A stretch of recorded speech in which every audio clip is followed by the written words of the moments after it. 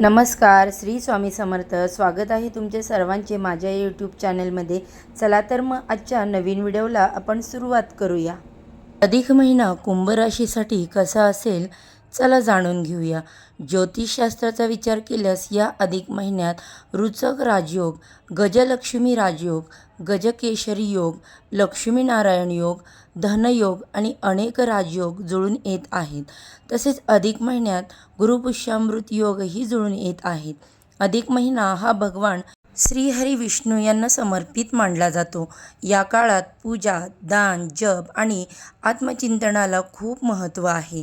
2026चा हा अधिक महिना कुंभ राशीसाठी काही बाबतीत सकारात्मक तर काही बाबतीत सावध राहण्याचा संकेत देणारा ठरू शकतो, असं सांगितलं जाते. ज्योतिषशास्त्रानुसार कुंभ राशीच्या लोकांसाठी हा काळ संमिश्र असणार आहे. काही गोष्टींमध्ये चांगलं यश मिळेल तर काही ठिकाणी थोडी काळजी घ्यावी लागेल. मंगळ, गुरु आणि शुक्र हे ग्रह तुमच्यासाठी अनुकूल आहेत. त्यामुळे आत्मविश्वास वाढेल आणि अनेक कामांमध्ये प्रगतीची संधी मिळेल. मात्र सूर्य, बुध, शनी, राहू आणि हर्षल याचा प्रभाव काही ठिकाणी अडचणी निर्माण करू शकतो. या काळात अनपेक्षित खर्च वाढण्याची शक्यता आहे. त्यामुळे पैशाचे नियोजन करून खर्च करणं गरजेचं ठरू शकतं. तसेच बघा, तुमच्या मित्रमंडळींसोबत तुमचा मानसन्मान वाढेल. लोक तुमच्या मताला महत्त्व देतील. समाजात चांगली ओळख निर्माण होऊ लागेल. राहत्या घरासंबंधीचे प्रश्न हळूहळू मार्गी लागतील. घर बदलणं, दुरुस्त करणं किंवा नवीन जागेचा विचार असेल तर त्यात प्रगती दिसेल. जोडीदारासोबत थोडे वाद किंवा मतभेद होण्याची शक्यताही आहे. त्यामुळे बोलताना शांत आणि संयम ठेवणं महत्त्वाचं आहे. तसंच बघा, प्रवासाचे योग दिसत आहेत आणि हे प्रवास सुखद ठरू शकतात. शरीर स्वास्थ्य सुधारणा जाणवेल. जुने त्रास कमी होण्याची शक्यता आहे. हातातील कामात अडथळे आले तर शेवटी यश मिळेल.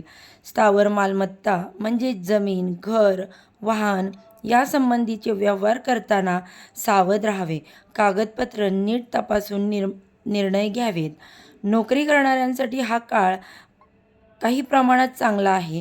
वरिष्ठांची कृपा मिळू शकते आणि मनासारखी कामं पूर्ण होऊ शकतील. व्यवसायातही प्रगतीची संधी आहे आणि मेहनतीला योग्य फळ मिळेल, असं सांगितलं जातं. आता या काळात तुमची कीर्ती वाढू शकते. लोकांमध्ये तुमचं कौतुक होऊ शकतं. राजकारणामध्ये किंवा नवीन कामात सहभाग घेतल्यास त्यातून फायदा होऊ शकतो. या अधिक महिन्यात तुमच्यासाठी काही अनुकूल दिवस असणार आहेत. ते म्हणजे 21, 22, 30 आणि 31 मे. तसंच या 2 ते 3, 11 आणि 12 जून हे जे दिवस आहे तुमच्यासाठी लाभदायक ठरू शकतात. म्हणूनच कुंभ राशीसाठी हा काळ मेहनत, संयम आणि योग तसेच नियोजन ठेवलं तर चांगल्या संधी घेऊन येणारा ठरू शकतो, असं सांगितलं जातं आहे.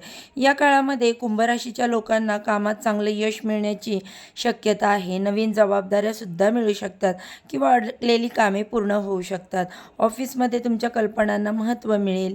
मात्र घाईघाईत निर्णय घेणं टाळावं, कारण छोट्या चुका नुकसान देऊ शकतात.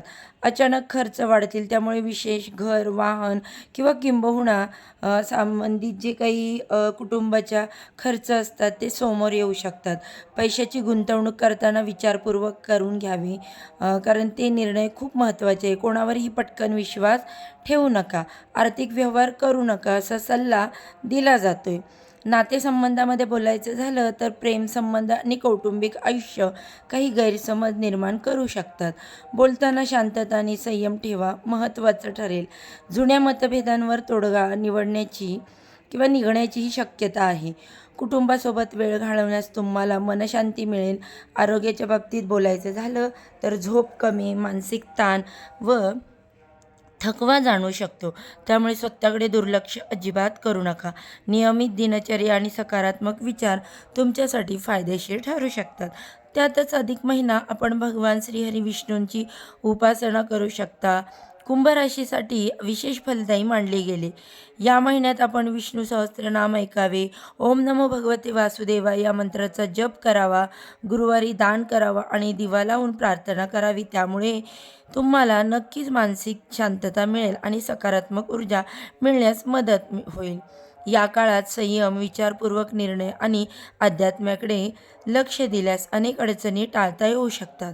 घाईमध्ये बघा शांतपणे निर्णय घ्या, तुमच्यासाठी अधिक फायदेशीर ठरू शकतं असं सांगितलं जाते. मग कुंभ राशीसाठी अधिक महिना कसा असेल ते आता आपण जाणून घेतलंय. तुमची सुद्धा कुंभ रास आहे का? कमेंट करून नक्की सांगा. तसंच आपल्या मित्रपरिवारातील लोकांसोबत कोणाची कुंभ रास असेल तर त्यांना हा व्हिडिओ शेअर करा. म्हणजे तुमच्या राशीत अधिक महिन्यात भविष्य तुम्हाला जाणून घ्यायचं असेल तर तुमची रास कमेंटमध्ये नक्की लिहा. अशाच प्रकारे सण, उत्सव, व्रतवैकल्प, उपासना, पूजा, विधी या संबंधीची आणखी काही माहिती हवी असेल तर वास्तुशास्त्र, अंकशास्त्र, ज्योतिषशास्त्र या विषयावर तुमच्या मनात काही शंका असतील तर त्या नक्की विचारा. तसेच आपण तुम्हाला बघा आणखी कोणत्या विषयाचे व्हिडिओ ऐकायला आवडतील तेही कमेंटमध्ये नक्की कळवा. या सर्व विषयांवर योग्य आणि संपूर्ण मार्गदर्शन तुमच्यापर्यंत पोहोचवण्याचं मी नक्कीच काम करेल. मला जेवढं माहीत आहे तेवढी माहिती मी तुमच्यापर्यंत नक्कीच पोचवू शकेल. तर बघा, म्हणूनच तुम्ही व्हिडिओला लाईक करायला विसरू नका आणि तुमच्या कमेंट देखील कमेंट बॉक्समध्ये नक्की शेअर करा. अशाच प्रकारचे माहितीपूर्ण व्हिडिओसाठी माझ्या चॅनेलला अजूनही सबस्क्राईब केलं नसेल तर नक्की सबस्क्राईब करा, बेल आयकॉनला क्लिक करा आणि नवनवीन व्हिडिओचं नोटिफिकेशन तुम्हाला त्यामुळे नक्कीच मिळेल.